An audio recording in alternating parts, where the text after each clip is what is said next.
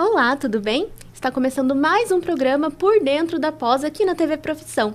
O programa é feito pelos coordenadores da pós-graduação da Uninter. No nosso programa de hoje, a gente vai tratar sobre o tema Diferentes Perspectivas e Exploração dos Signos na Educação. Eu sou a professora Andressa Slompo, eu sou coordenadora das áreas de Arquitetura e Design da Uninter, da pós-graduação, e eu trouxe aqui duas professoras muito especiais para falar com a gente sobre esse tema, que é um tema multidisciplinar. Bom, a gente vai explorar, então, os conceitos linguísticos e dos signos, e a gente vai ver a relação que esses conceitos têm com a arquitetura, com o urbanismo, com a nutrição e com a neurobiologia. Então, é um tema bem multidisciplinar. E, para isso, eu trouxe duas convidadas aqui, que é a professora Sharon Melissa Mendes. Ela é mãe da Laurinha, neurobióloga formada pela PUC, mestrando em Educação e Novas Tecnologias pela Uninter. Ela é especialista em neurobiologia interpessoal, em neurociência e física da consciência, em neurociências e educação, neurociência e comportamento, neuromarketing, gastronomia funcional e natural. Ela também é professora palestrante no curso de extensão da Universidade Tuiuti do Paraná. Professora também da pós-graduação da Uninter aqui. E ela tem 15 anos de experiência como atriz e locutora, escritora de roteiros para aula, aventureira e atleta. Seja muito bem-vinda, Sharon. Muito obrigada pelo convite, professora Andressa. É uma honra estar aqui. E tem também a Gabriele Adam. Ela é nutricionista na clínica Imagem Corporal, especialista em nutrição clínica funcional, em nutrição ortomolecular com extensão em genômica. Isso. Os nomezinhos, mas... em nutrição clínica também, estética, ensino e gestão em saúde, especialista também em nutrição e fitoterapia pela Fundação de Apoio à Pesquisa e Estudo na Área da Saúde, em fitoterapia pela Fundação de Apoio à Pesquisa... Ai, me perdi um pouco, gente, perdão. Fitoterapia na Associação Brasileira de Nutrição. Ela é coautora dos livros Nutrição e Síndrome Metabólica e Intervenção Ortomolecular na Doença de Alzheimer. E ela também é mestranda em Educação em Novas Tecnologias pela Uninter. Bem-vinda, professora. Ai, muito obrigada, Andressa. Maravilhoso estar aqui com vocês. Um prazer enorme. Muito obrigada pelo convite. Que bom. Vamos, então, dar início ao nosso tema, né? Após esse longo currículo, então, a gente vê que temos convidados muito especiais, muito direcionados para falar aqui nesse tema. E, bom, já que a gente vai trazer essa questão dessa multipluralidade, né? De multidisciplinaridade também, da questão da linguagem... Sharon, traz pra gente de uma forma... Vamos começar pelo começo, né? Aquela introdução. Então, o que seria a origem da linguagem? Vamos falar um pouco desse início. Bom, vamos lá. Já que nós vamos tratar de linguagem hoje aqui, nada como começar pelo começo, como você já disse muito bem, né, professora Andressa? Então, nós vamos adotar hoje uma linha evolucionista. Se você é contra ou não acredita nessa linha, tá tudo bem. Existem outras mesmo que explicam a evolução do homem ou criação, mas não é esse o objetivo de hoje. Então, nós vamos adotar essa linha evolucionista. Bom, dentro da ciência, nós não sabemos exatamente em que momento o homem deixou de ser um macaco ou, né, um símio e se tornou o Homo sapiens ou quase sapiens, como alguns autores já discutem e fazem essa brincadeirinha, né, com esse poder de cognição e raciocínio lógico que nós temos. Enfim, então nós não temos esse ponto exato dentro de uma linha evolutiva, mas nós sabemos que a evolução do cérebro em si, ele está intimamente ligado com alguns fatores. E que fatores são esses? Um deles é a linguagem, a aquisição da linguagem. Então, o Homo, né, antes de ser o sapiens, né, ele não era bípede, então essa nova forma de andar, né, sobre os dois pés fez com que a coluna ficasse mais ereta, com que a faringe, a laringe, tudo isso se projetasse e se desenvolvesse de uma forma específica e especial, proporcionando então esse início da linguagem.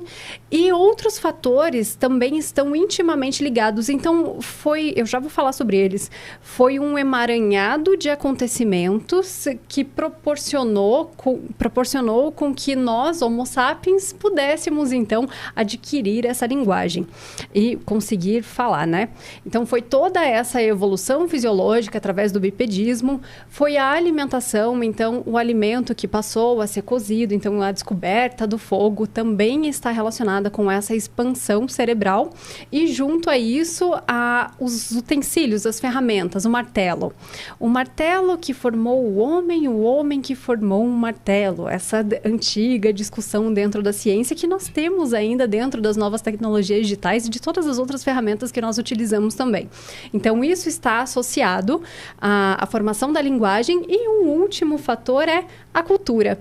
Então, tudo isso junto, misturado, esse emaranhado de informações que possibilitou ou que foi a partir disso que formou, a gente não sabe exatamente como isso aconteceu, mas a expansão cerebral em si, o desenvolvimento do cérebro está intimamente ligado com todos esses fatores.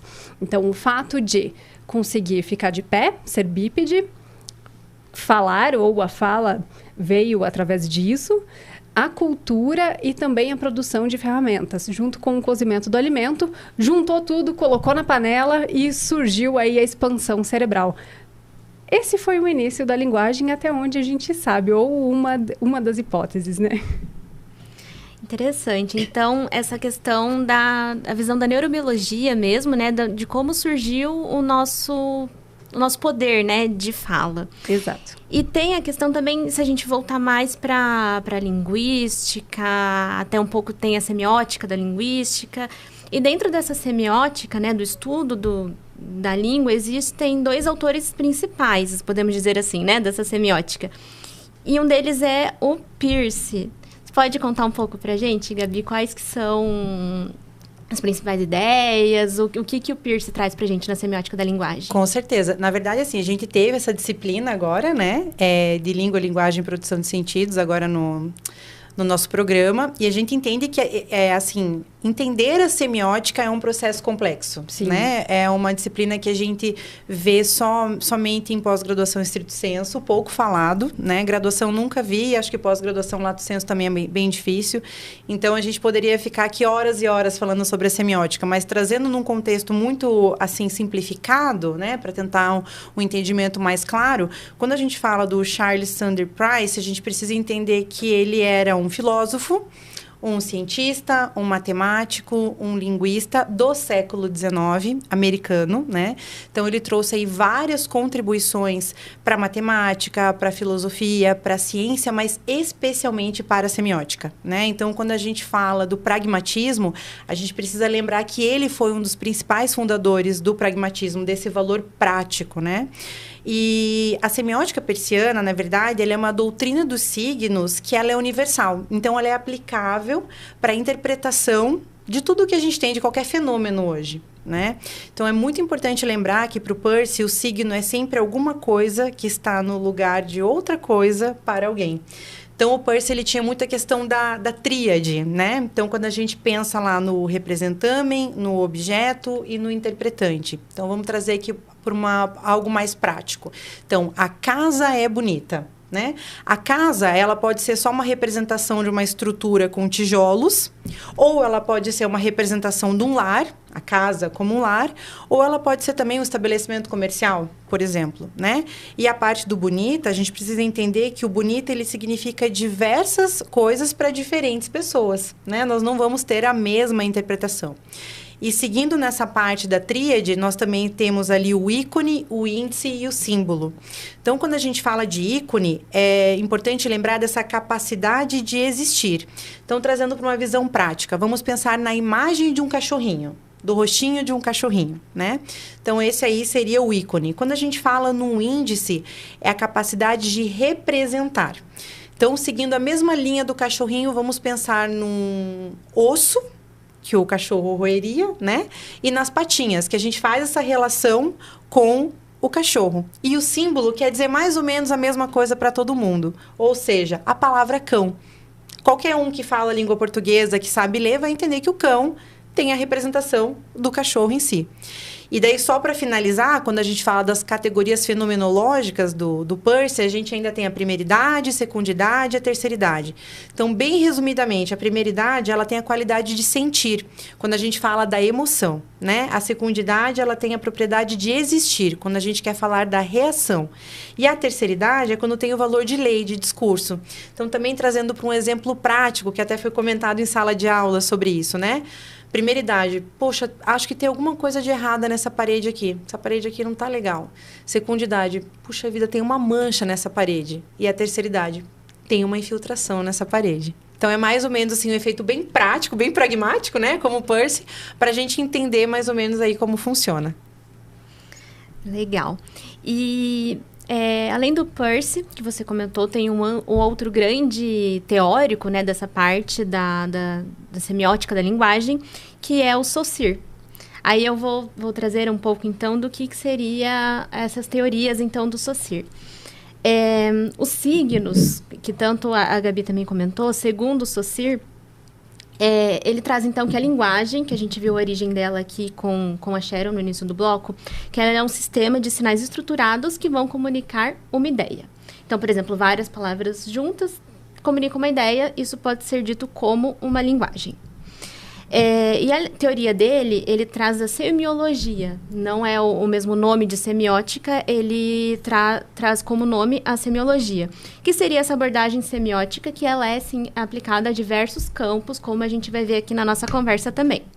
O signo, então, para o Saussure, ele é composto pelo significante, que é a forma do signo, então, como uma palavra ou então uma imagem, e também o significado, que daí é o conceito mental que está associado a esse signo, né? A essa forma. Essa relação, segundo o Saussure, ela é arbitrária e tem a ver com as relações culturais e históricas.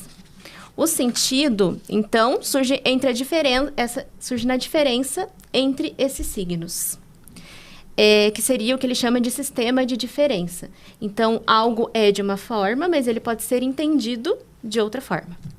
A língua e a fala também é uma dicotomia, várias dicotomias que existem desse teórico do Saussure. Então, a língua e a fala, ele diz que a língua é um sistema coletivo e social de regras, né, que várias pessoas compartilham. Então, por exemplo, existe a língua portuguesa, tem as regras claras, então isso seria a língua. E a fala já seria um uso individual do sistema. Cada pessoa vai falar, por exemplo, de um jeito, vai falar de uma forma diferente. E por isso a fala ela é variável e ela é pessoal de cada um, enquanto a linguagem, a língua, né, ela assim daí pode ser estudada cientificamente, por conta das regras e tudo mais. Outro conceito que vem também do Saussure é a sincronia e diacronia. Para ele, a questão da sincronia é a língua, que ela é estudada num momento específico, enquanto a diacronia estuda as mudanças da língua ao longo do tempo. Então, a gente pode analisar, por exemplo, hoje, como que funciona a linguagem, as regras da linguagem, mas a gente sabe que ao longo do tempo a língua também vai se modificando. Então, por exemplo, como a gente falava lá no século XVIII, já não é mais como a gente fala hoje. Então, isso também entra num outro conceito que ele diz que é imutabilidade e mutabilidade do signo. Então, ao mesmo tempo, se a gente pensar, né, nas palavras, na forma como a gente fala. Então, ao mesmo tempo que a nossa língua ela é imutável, ou seja, ela é estável dentro da cultura, a gente entende, por exemplo, o que se falava antigamente, não é da forma que a gente fala, mas a gente entende. Então, existe uma certa imutabilidade, mas ela também muda muito ao longo do tempo por transformações culturais e sociais também, o que torna ela mutável. Então, são todas essas contradições, assim, né, com esses conceitos que a gente pode ver. E existe também um eixo de organização dos signos, que seria o sintagma e o paradigma. Sintagma seria a combinação das palavras em uma sequência, e o paradigma é o conjunto dessas palavras que pode ocupar o mesmo lugar numa frase. Ou seja, o sintagma seria as palavras uma seguida da outra, a gente pensando na norma, o que é o correto, como funciona, e o paradigma seria essa questão do conjunto das palavras, então, que daí pode chegar também a formar sentidos diferentes. Então, resumindo aqui esse nosso primeiro bloco é cheio de teorias, né? A gente viu da onde que a linguagem se origina, da forma neurobiológica. E a gente conheceu um pouquinho de cada... da teoria desses dois grandes, né, teóricos da semiótica, da linguística, que seria o Saussure e o Peirce. E fiquem aí com a gente que no próximo bloco a gente vai traduzir um pouco esses conceitos na área de cada uma aqui e ver como isso que a gente está falando de linguagem, de coisa teórica, pode ser sim multidisciplinar. A gente já volta.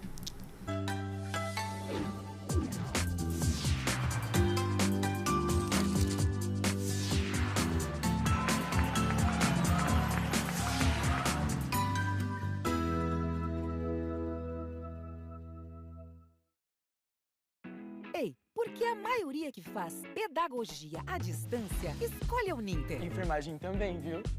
E também administração, educação física. Não vai dar pra falar todos. Será que é porque na Uninter dá pra estudar em casa e também fazer atividades práticas nos laboratórios dos polos? Ou é porque o diploma da Uninter é respeitado de verdade pelo mercado? Faça Uninter e descubra você mesmo. Inscreva-se já. Uninter.com.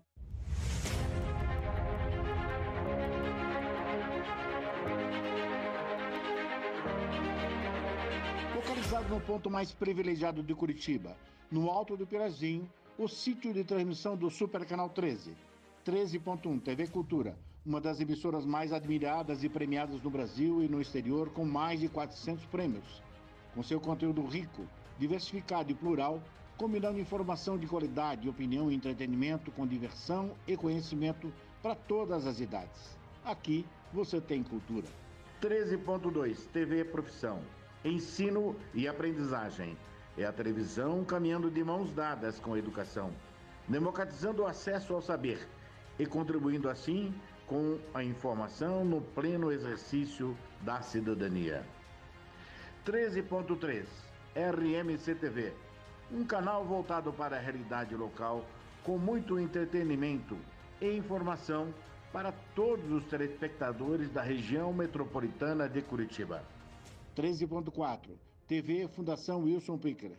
Enem para todos e uma diversificada programação, democratizando assim o acesso ao saber. E 13.5 Rádio Digital UHF, a primeira no Brasil. A multiprogramação do Super Canal atende a mais de 3,5 milhões de telespectadores em Curitiba e na região metropolitana, nas cidades de São José dos Pinhais, Piraquara, Colombo, Almirante da Mandaré, Bocaiúva do Sul, Campina Grande do Sul, Quatro Barras, Araucária, Fazenda Rio Grande, Campo Magro, Campo Largo, Contenda, Lapa, Balsa Nova e Itaperiçu. Essa excelente estrutura de transmissão permite uma ótima recepção em mais de 90% dos televisores da sua área de cobertura. No Super Canal 13, sua imagem pega bem.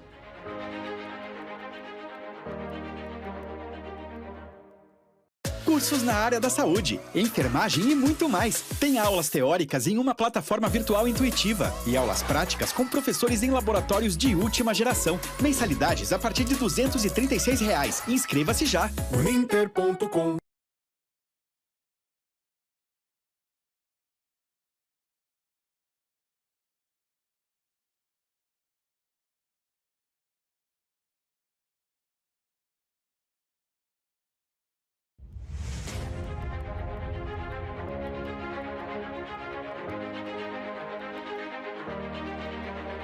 Localizado no ponto mais privilegiado de Curitiba, no Alto do Pirazinho, o sítio de transmissão do Super Canal 13.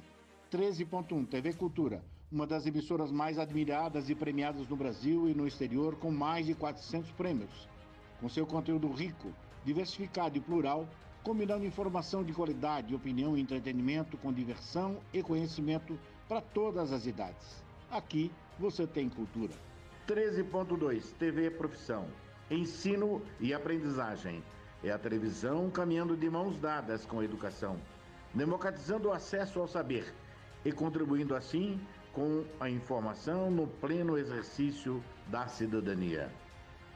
13.3 RMCTV. Um canal voltado para a realidade local, com muito entretenimento e informação para todos os telespectadores da região metropolitana de Curitiba. 13.4 TV Fundação Wilson Picker. Enem para todos e uma diversificada programação, democratizando assim o acesso ao saber. E 13.5 Rádio Digital UHF, a primeira no Brasil. A multiprogramação do Supercanal atende a mais de 3,5 milhões de telespectadores em Curitiba e na região metropolitana, nas cidades de São José dos Pinhais, Piraquara, Colombo, Almirante Tamandaré, Bocaiúva do Sul, Campina Grande do Sul, Quatro Barras, Araucária, Fazenda Rio Grande, Campo Magro, Campo Largo, Contenda, Lapa, Balsa Nova e Itaperiçu. Essa excelente estrutura de transmissão permite uma ótima recepção em mais de 90% dos televisores da sua área de cobertura. No Super Canal 13, sua imagem pega bem.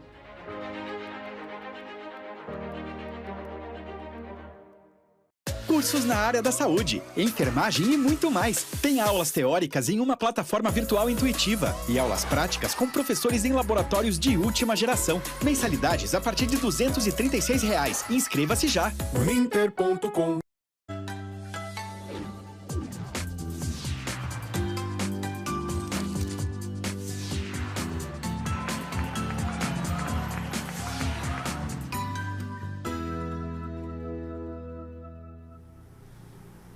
Olá, estamos de volta com o programa Por Dentro da Pós aqui na TV Profissão. Eu sou a professora Andressa e eu estou aqui hoje com as convidadas Sharon e Gabriele. E a gente está falando sobre conceitos linguísticos de semiótica e como que eles têm relação em diversas áreas, realmente. É algo muito multidisciplinar. Quem acompanhou a gente aí no primeiro bloco, a gente estava falando um pouco, então, sobre os conceitos mesmos, os principais teóricos dessa área, de como que surgiu a linguagem.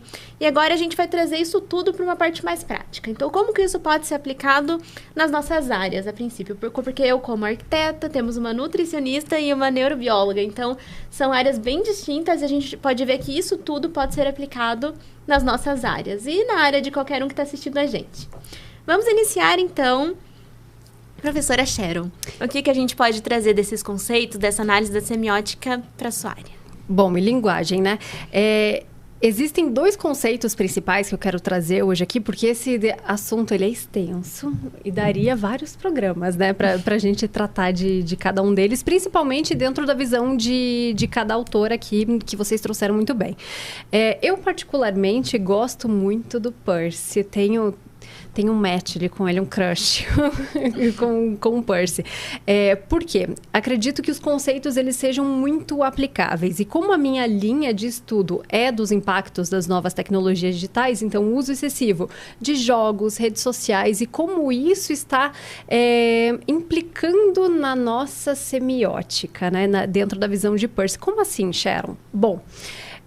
A nossa linguagem, ela molda a nossa visão de mundo, né? E nós somos moldados também pela cultura. Então, é uma via de mão dupla. Quem trouxe isso também foi um outro estudioso, Worth, que na época ele foi um pouco rechaçado, coitadinho, ele ficou sem moral, né? Mas hoje a neurociência, as neurociências estão trazendo um pouco dessa visão dele também. Vou dar dois exemplos aqui. Um deles existe uma tribo africana, isso é verdade, tá, gente? Que ela é um pouco mais isolada e eles têm o seu dialeto próprio. Não existe diferenciação para as cores azuis e verdes. É uma palavra para as duas coisas. Então, em estudos de eletroencefalograma, mostraram que a mesma região ela é ativada quando eles falam dessas cores, né? Então, essas cores, na verdade, são uma só. Esse é um ponto. Os esquimós, nós já sabemos também que eles enxergam várias tonalidades de branco. O que pra gente é branco, para eles é uma escala de branco, cinza, né? Então, aqui a gente já vê um pouquinho dessa semiótica sendo aplicada dentro também da neurociência. Por que isso? Porque isso também tem muito a ver com a vida de cada um, né? Lá nas geleiras, os esquimós precisam dessa diferenciação de cores para eles poderem se proteger, se situar, né? E tudo mais. Dentro da visão ainda do Peirce, que eu gosto, eu vou puxar sardinha aqui, o que a professora Gabriele trouxe, né? De primeira idade, segunda idade e terceira idade. Com a minha teoria, né? A gente está escrevendo um artigo sobre isso. Com esse uso excessivo das novas tecnologias digitais, pode ser que os usuários estejam perdendo essa capacidade de chegar à cognição. Então, eles leem uma notícia, veem um meme, né, algum vídeo, entendem o que aquilo significa de um modo mais superficial, mas não reflete sobre aquilo. Aquilo não tem uma aplicabilidade, não tem um momento reflexivo e de indagação mesmo. Isso faz com que esse processo dentro da estrutura de Peirce fique ali na passividade. Então, eles recebem, né, os usuários assíduos, recebem muitas informações vinda dos dispositivos, dos vídeos, dos memes, enfim. Só que eles não refletem sobre isso. Então, pode ser que esse processo de compreensão total da linguagem esteja se perdendo por conta dessa falta de reflexão. Então, eles param nesse segundo momento. Ficam nessa passividade e não reagem a isso, né?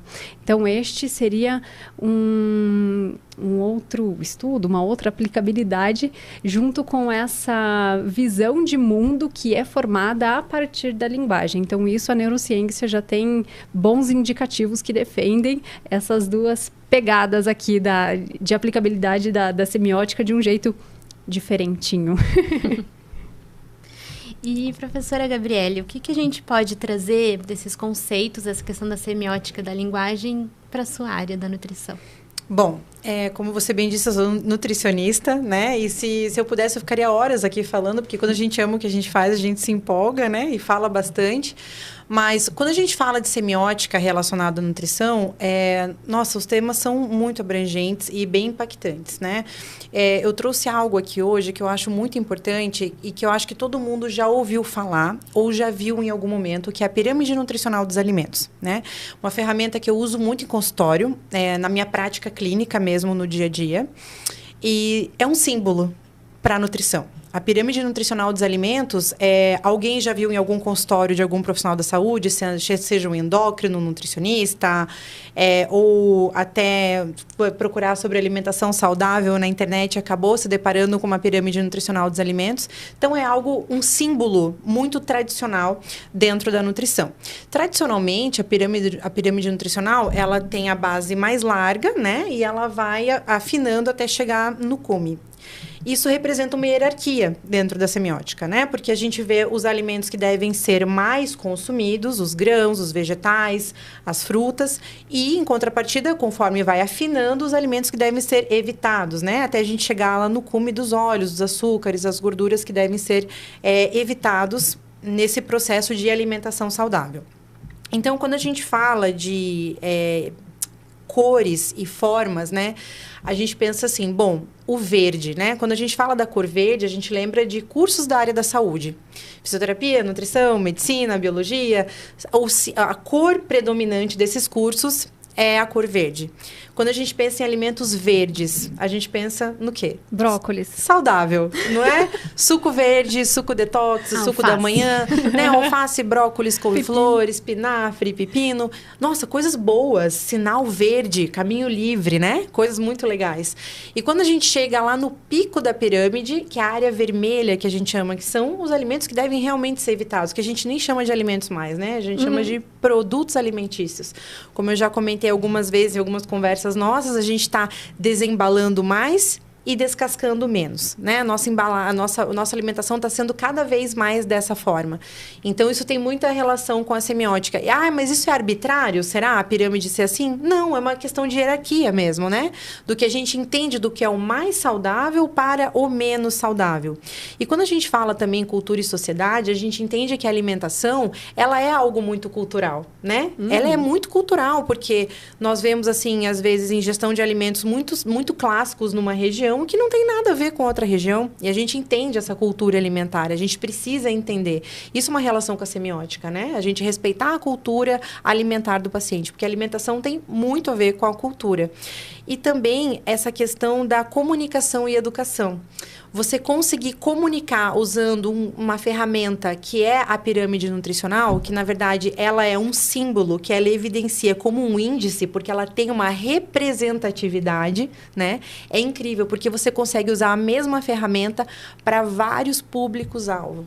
Então, veja, uma ferramenta que eu uso no meu consultório para adulto foi a mesma ferramenta, mas remodelada ludicamente, que eu utilizei na minha docência orientada para as minhas crianças do meu projeto, né? Então, eu mandei fazer uma pirâmide nutricional em feltro, com a base em feltro, com velcro, que eu pudesse grudar e desgrudar, para que as crianças entendessem essa comunicação, né, da alimentação saudável, dos alimentos que devem ser consumidos e os que devem ser evitados, para que elas construíssem comigo, né, e tivessem esse discernimento dessa questão da educação nutricional. Então, eu usei o símbolo da pirâmide alimentar como ferramenta para essas crianças visualizarem essa questão da alimentação saudável, né? Que é o que eu sempre falo. A gente esquece que essas crianças vão crescer. E elas vão se tornar adultos, né? Então, mas essa criança é magra, não tem problema. Quantas crianças magras a gente conhece que tem problema de dislipidemia, triglicerídeo, diabetes? E são crianças magras. Não tem só relação com a obesidade, tem relação com a saúde, né? Qualidade alimentar. Com certeza, né? Então, a gente pode ver aqui uma gama de coisas aqui em relação à semiótica e à alimentação que a gente ficaria horas aqui conversando, né?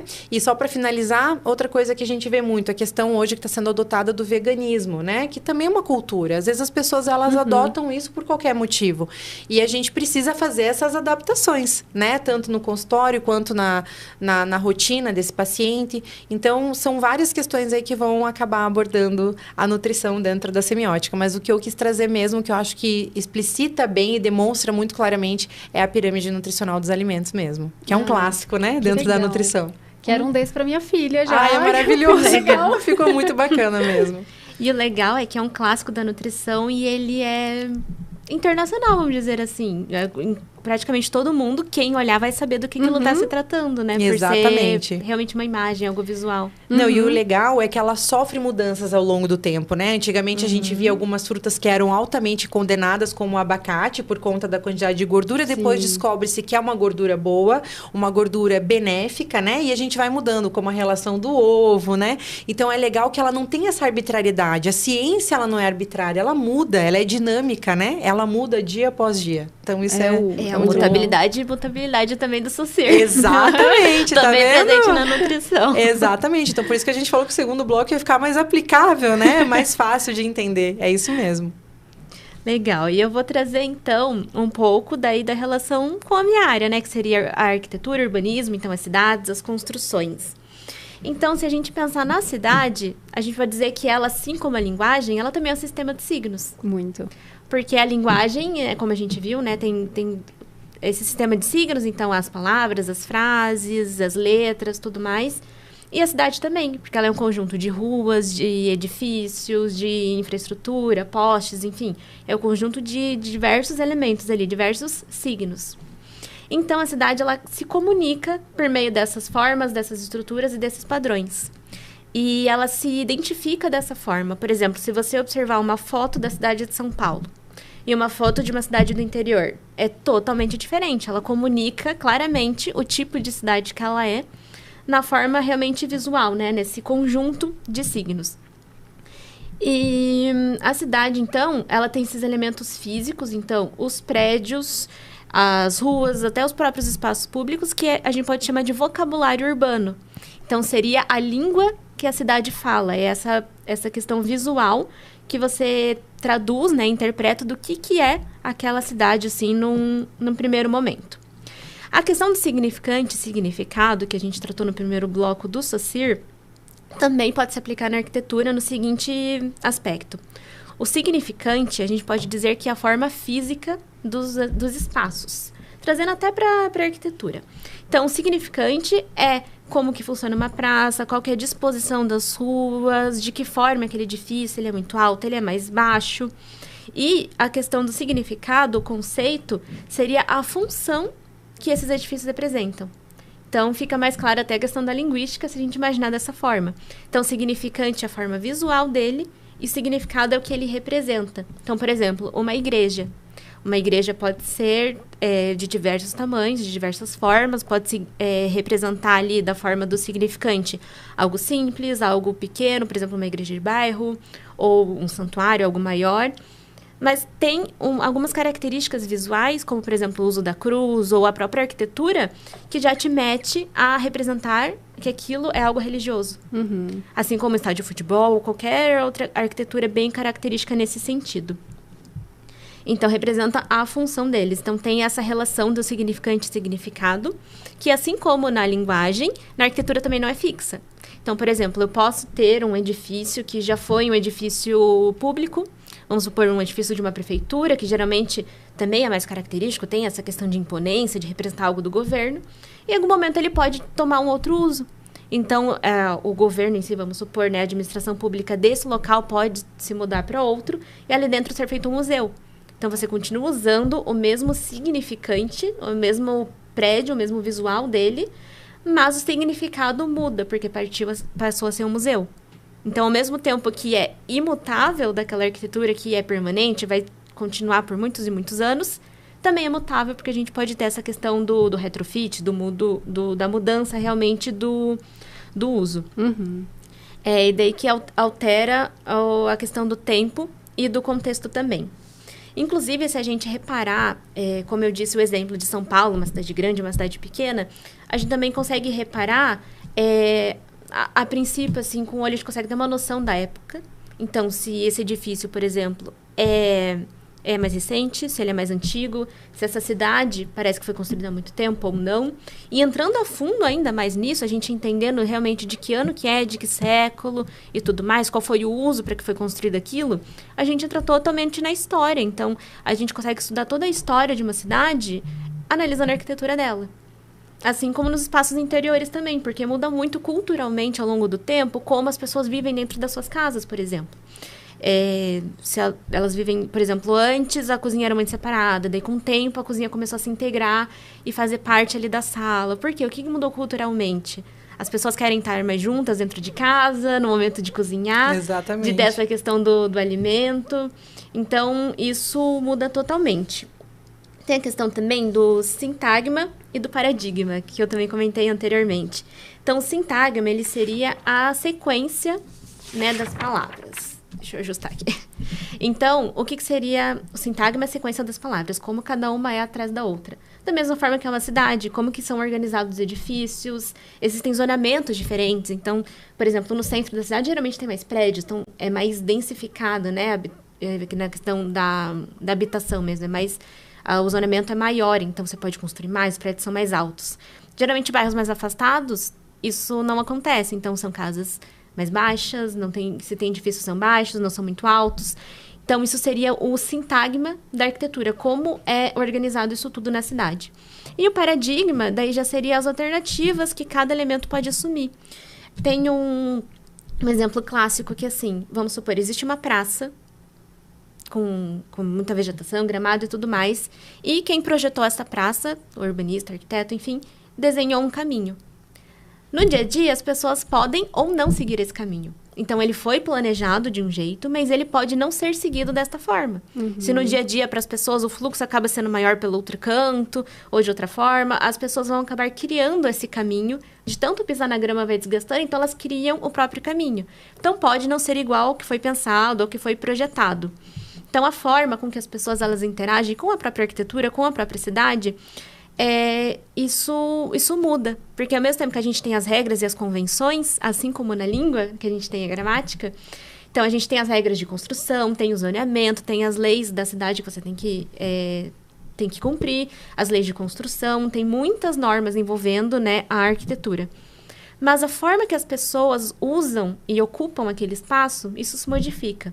Tem um exemplo claro aqui na cidade de Curitiba, que tem o Museu Oscar Niemeyer, e na área externa do museu tem uma grande marquise, um grande espaço aberto. Uhum. E as pessoas começaram a tomar esse espaço público, que a princípio era só um espaço aberto do museu, para danças. Então, vira e mexe, tem encontro de grupos de danças específicas ali. Então, é uma forma que o pessoal deu uso para aquele espaço. com a própria cultura, com a própria vivência, né, ali do espaço. Tenho certeza que você, em nossa cidade, sabe de um espaço assim. O próprio vão do MASP é um exemplo, no Ibirapuera também tem um exemplo. Tem vários locais que a gente pode encontrar essa forma com que as pessoas mesmo se apropriam daquele espaço e elas vão mudando e ressignificando o espaço público, o espaço da cidade e da própria arquitetura também. Se a gente pensar, então, na questão da sincronia, diacronia também do Saussure, tem essa evolução da cidade ao longo do tempo. Então, a gente tem análise da cidade no contexto atual. Se você for ver no passado ou no futuro, já não é o mesmo contexto. Então, você tem que ter essa relação também para os estudos, enfim. Então, resumindo aqui, essa abordagem semiótica, né, do Saussure no espaço urbano mostra que a cidade, né, ela é um palco, né, que representa e expressa poder, identidade das pessoas, pertencimento, poder pela escala dos edifícios, até questão econômica. E isso é totalmente traduzido pela arquitetura que a gente tem, pela organização que a gente tem ao longo da cidade. Então, ela não é somente um espaço físico, mas também um sistema complexo de comunicação. A cidade comunica muita coisa. Com certeza. Tudo comunica, né? E isso a neurociência ela traz e linka com os dois temas. Então, vamos estudar a linguagem, e não só a linguagem verbal, mas a linguagem visual, gestual, né? Ver uma pessoa parada na rua, ela está com uma determinada vestimenta, comendo alguma coisa. Tudo aquilo está comunicando algo, está comunicando sobre a pessoa, né? Onde ela está, a cidade está comunicando também, como você trouxe muito bem, professora Andressa. A gente consegue entender a cidade olhando a arquitetura, né? Fazendo essa leitura da linguagem. Onde está sendo investido o dinheiro aqui?